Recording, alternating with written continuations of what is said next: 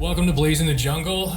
We are talking about Amazon FBA and private label and all those things. So if you're into talking about that kind of stuff, go ahead and hit that subscribe button and leave us a like if you enjoy this video by the time we're done. Today we're talking about inspections from China. So we've got a question from Abdul over in our Facebook group called Blaze in the Jungle, which, by the way, if you're not already over there, we'd love to see you guys. Just type in Blaze in the Jungle. The link's in the description down below. So Abdul asks, I'm starting off with a small quantity of my product, 60 units. Should I have an inspection performed to make sure everything is kosher? Or should I just trust that the manufacturer will follow the guidelines for shipment and send in my products to specification? The sample I received was good, but I'm not sure what to do. Abdul, great question. Real quick, before I answer, let me go ahead and show you guys where we are today. So hopefully you can see that. So we're about $850 today. We're at 24K for the month. Okay, so to answer your question, Abdul, let me first tell you a quick story. So we ship quite a number of products out of Chinese manufacturers. I'd say 90% of the time, everything's great. Everything goes really well. These guys mostly, for the most part, are pros at making products and shipping your product straight to Amazon. They can do a lot of work for you, putting on labels and packaging things up and printing out stickers and you name it. They can pretty much do it if they're a good manufacturer. So I would recommend, first of all, yes, you should always get an inspection done. If you have the means and the timeline and the relationships and all that, you should absolutely get an inspection done on your products from somebody on the ground in China. That is what I would recommend you do as a starting point. However, I have never personally hired anyone to inspect any of my products from a Chinese manufacturer on the ground in the factory. I accept that risk. And I'm okay with it if things go south based on the fact that I've accepted the risk. Now, what I always do, though, in lieu of that, so before I ever work with the factory, I ask for a sample, which is typically a starting point of where my product is going to begin, and then I will make modifications to it along the way. Usually those modifications are not anything to really be concerned about. It's really the overall quality of the sample that I get that I'm concerned about as well. So what I typically do is I'll do that first.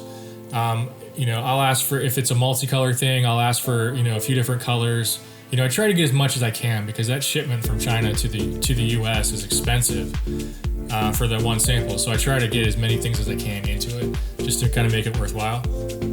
But what I'll do is I'll look on their website on Alibaba, and if I can figure out who my competitors are and determine that they're also from that same factory, I'll go ahead and order their products from Amazon as well, which you should do anyway. You should always order your competitors' products because that gives you ideas of what you're up against. It gives you packaging ideas. It gives you it just gives you a lot of ideas to see what standard you have to live up to. So I would do that anyway.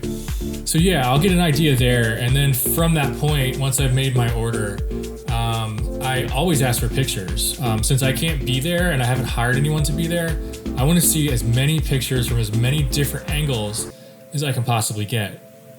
That's never been a problem. The factories have always been very willing to do that. And it's been great for the most part. However, there was one product that I had made. I made a modification to it, and I thought we were very clear about what that modification was. And I even got pictures, not quite of the modification. The modification was somewhat in the shot, but I didn't ask specifically, show me this thing very clearly in the picture. I saw a bunch of other things that I was cool with. Everything looked great. It looked fine in the pictures. It was probably 10 different angles. Just didn't quite get the one angle that would have shown me what I needed to see though. So we sent all that stuff over to Amazon FBA, and I pull one back and it comes to our house, and immediately I knew it was wrong. I knew the entire thing was wrong. So I went back to the factory and I was like, hey, I thought we understood what had to happen. And it was just a bunch of back and forth there. Ultimately, this factory was unwilling to budge. The damage had already been done. So they were asking me to reorder more with the new design according to them. So I ultimately went with a different factory altogether in that case. And I asked for a sample of what I was exactly asking for, and without much conversation, they nailed it. First try. So yeah, I mean, some factories are going to be better than others. So for that reason, that's why I would suggest you always get an inspection done. But like I said, I don't do it because I'm willing to take the risk. I was willing to take the risk in this case, and it burned me. But it was only one time. Long term, it eventually worked out for the better. Got a better factory, and the high unit cost would eventually work itself out.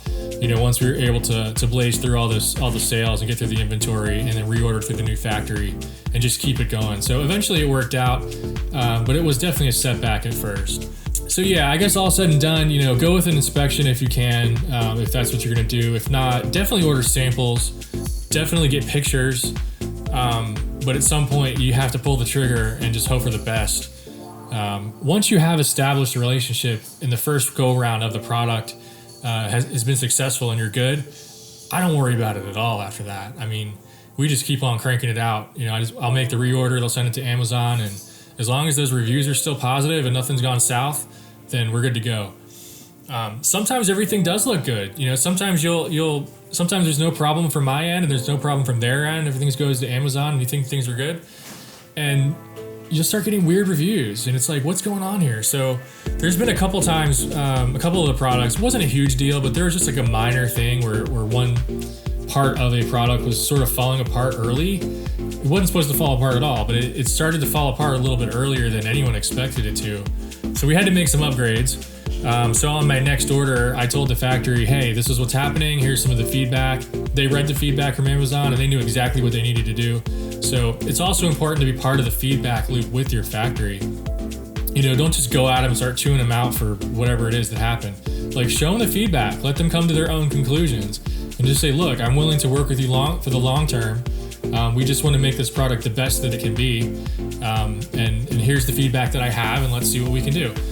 99% of the time, the factory's going to appreciate that, and they're going to work with you to improve it. If your factory is refusing to work with you to improve it, you got to find a new factory. Just as simple as that. All right, Abdul. So I hope that helps. That's just my experience on this. That's my take. If anyone else has any other considerations for this question, definitely leave us a comment down below. Also would love to hear from you guys over in our Facebook group, Blaze in the Jungle. So with that, I will say see you next time.